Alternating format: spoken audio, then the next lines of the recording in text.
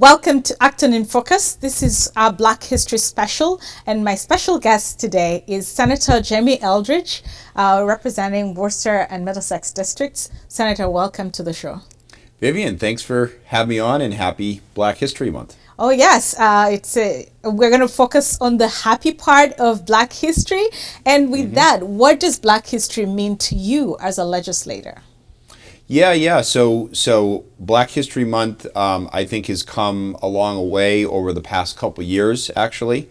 And I think that there's a greater focus on actually taking action to help Black Americans and not just sort of offer nice words or a quote from Dr. King, but actually concrete action. And I think, of course, that has been made even more specific since the murder of George Floyd 2 years ago. So you talk about sort of happy Black History Month, and I think the thing I first think about is it's so important to celebrate the contributions of Black Americans, and going back to 1619 of Black Americans' contributions to this country, while also pointing out the history of slavery and discrimination and struggles that continue to this day. But I do think that it's a month where it's not just about highlighting our country's very disturbing past, but also the contributions that Black Americans are making each and every day. So there are a couple of things you've mentioned. There is action and then the contributions. So in terms of some of the contributions, what are some of the significant ones that you have observed over the years, both as a citizen of the United States and also as a legislator? And the twofold question, the second part is, what are some of the key actions that we can take, both at the legislative level and at a community level? Yeah, and of course there's contributions again, since before the founding of this country. I would say, the ones that I'm the most familiar with, and maybe that's a bit of a critique of our public education system, is learning more about the whole arc of history. But I certainly think, I work at, obviously, the State House. Across the street from the State House is the 54th Regiment Monument, which was the first regiment of Black soldiers to fight in the Civil War, so from Massachusetts. And so, obviously it's important to remind, the public in general about the sacrifices that Black Americans have made, even when they did not have basic rights. So that's the Civil War, that's, World War I, World War II. I of course, sort of most connect, growing up, and of course this is reading about it, not being alive then, but the Civil Rights Movement. So everything from the Southern Christian Leaders movement in the South, led by Dr. King, to a lot of the efforts in Massachusetts by Black leaders that were, going down to the March for Freedom, going down to voter registration drives, after the passage of major legislation in the 1960s.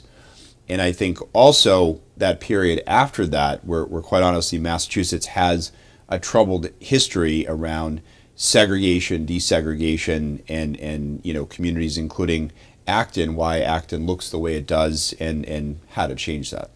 Absolutely. When you talk about, having to change that, what are some of the, again, I'll stick to legislation, the legislative processes for fixing some of the problems we have that are remnants of the disturbing history?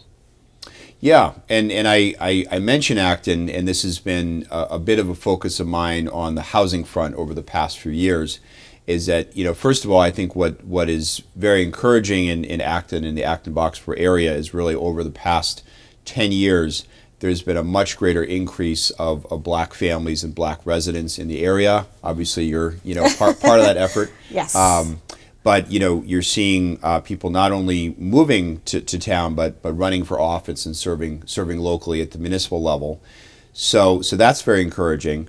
I think the reason that took so long is around some of the policies that are not de jure segregation, but de facto, and so one of my favorite books is the book Common Ground, which talks about the desegregation of the Boston public schools. What that book tells a little bit, and sometimes many people in the suburbs are not aware of, is that it's not just about some of the racist actions of some white Boston families to prevent black kids from coming into schools that were majority or all white. It was also the fact that the reason there was that conflict is that zoning policies, housing policies, including in the suburbs, either prohibited black families from moving here, covenants not allowing black families to buy homes, or just the nature that if so many of the homes are single-family homes that are expensive, given the economic struggles of many black families, it was just going to be difficult for black families to move to wealthier communities. It's great that you talk about zoning. So I work for the land use department, and I'm familiar with the zoning limitations to housing. So as a legislator, what are some of the ways that these zoning bylaws could be changed?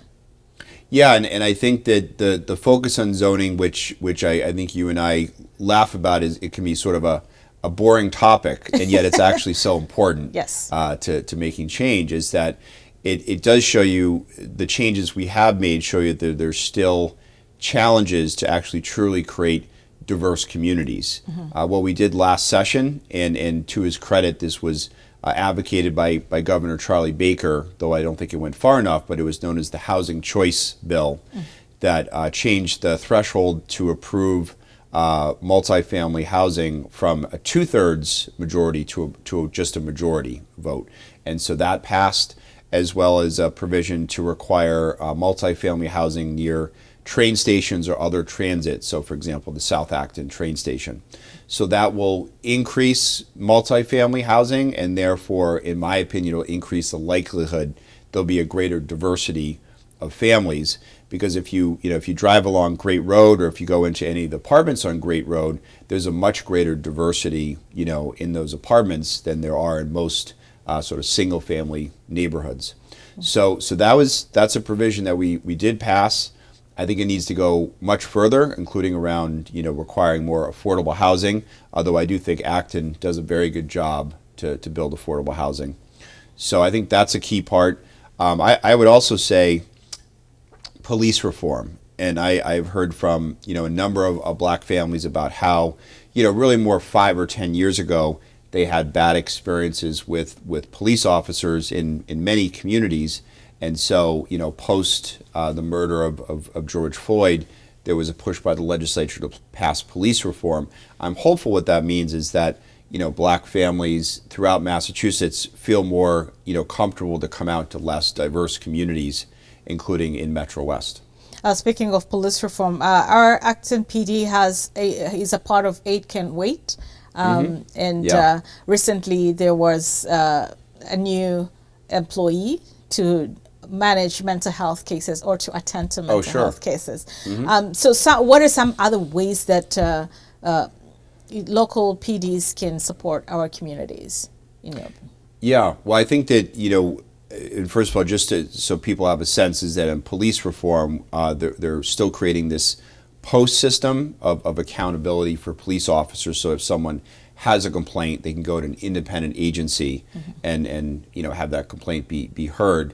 In terms of what local police chiefs can do, beyond that Hate Can't Wait sort of position or resolution, which I applaud Chief Burrows on, is I do think it's about outreach to all the diverse communities, making sure people feel comfortable.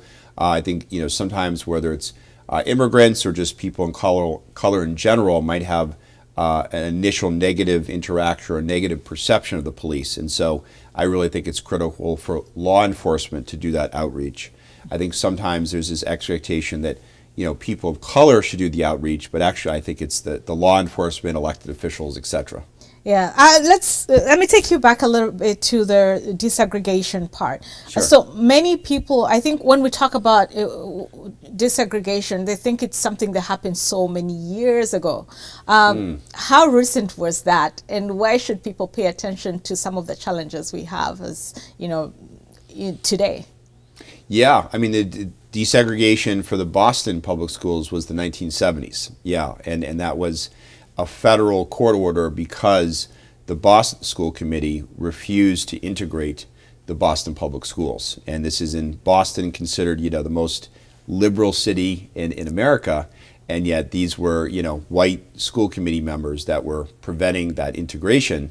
But the other layer, which I really try to highlight to make the point about, my constituents, suburban constituents, is that because of the policies around anything from housing covenants to zoning to whether a community is welcoming to people of color, is that that caused black families disproportionately to live or reside in cities. Yeah.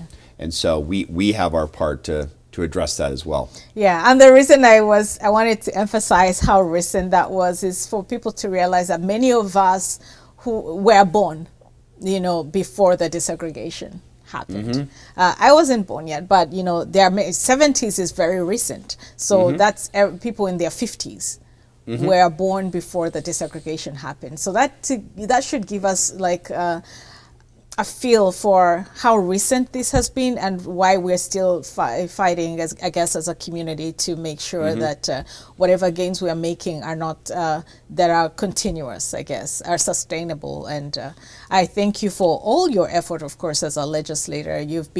Everyone knows you're an advocate for social change. You're an advocate for people of color. I appreciate all your work that you are doing for our community and for the people of Massachusetts.